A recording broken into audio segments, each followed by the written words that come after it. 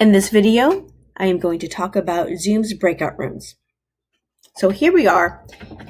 We're in a Zoom meeting. All of my students have arrived and it's time to break out into different rooms. On the bottom taskbar, there's an icon, Breakout Rooms, and I'm going to click on it.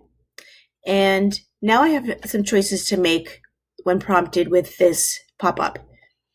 I can determine the number of rooms that I want.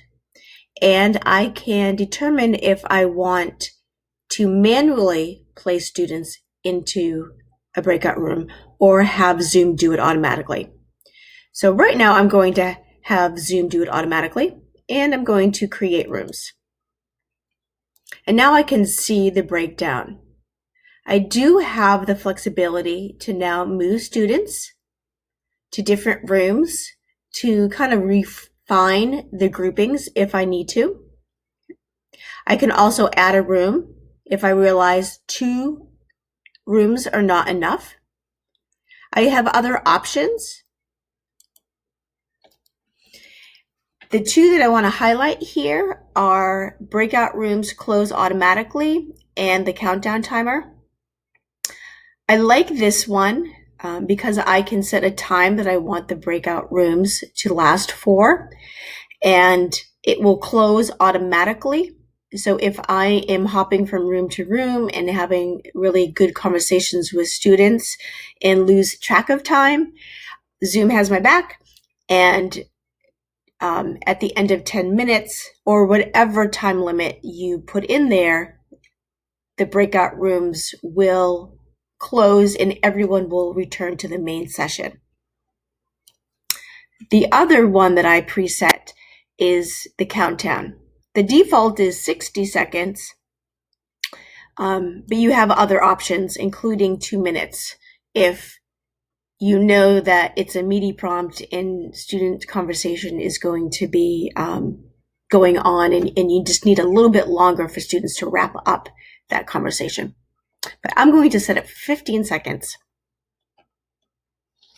and then shut down my options. Okay, now that my decisions have been made, I am going to open up all the rooms and you'll see the students leave.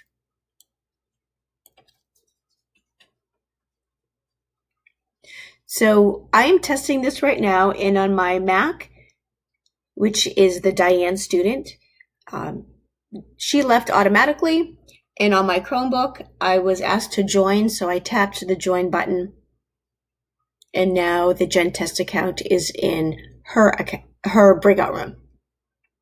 So I am now sitting in the main session. I am all by myself. Students are in their breakout rooms. But as you can see, I can join any room. So I'm going to first join breakout room 1.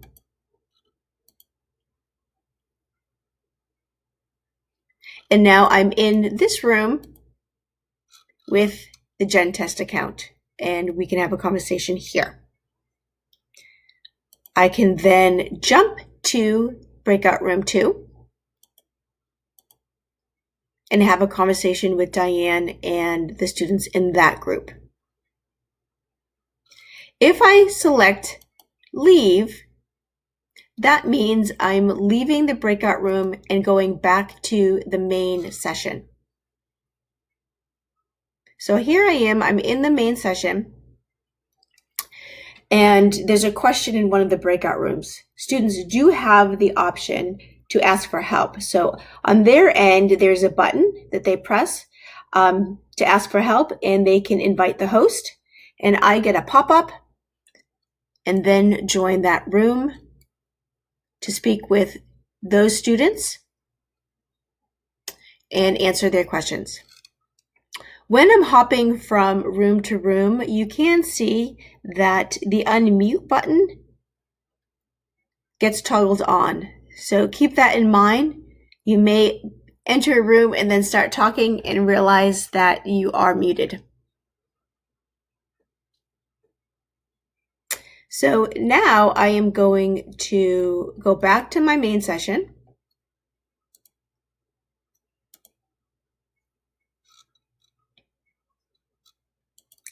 And I've realized, you know what, I don't need the full 10 minutes. I want to end the breakout rooms a little bit early so I can broadcast a message.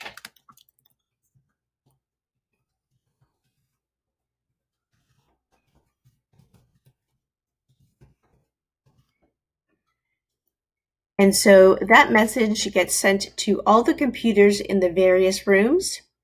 I can then close all rooms, and breakout rooms will close in 15 seconds.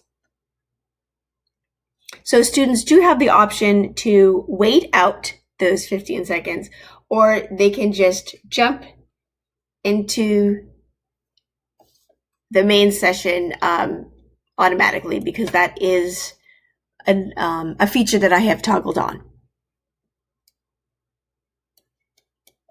Okay, the last feature that I'd like to highlight is recreate. So let's say that was prompt 1, great discussions, we come back, we regroup as a whole class, and then set the parameters for the second prompt. I can click on recreate, and I can recreate all the rooms that existed before, and kids can then return to those rooms, have another conversation before returning whole group again.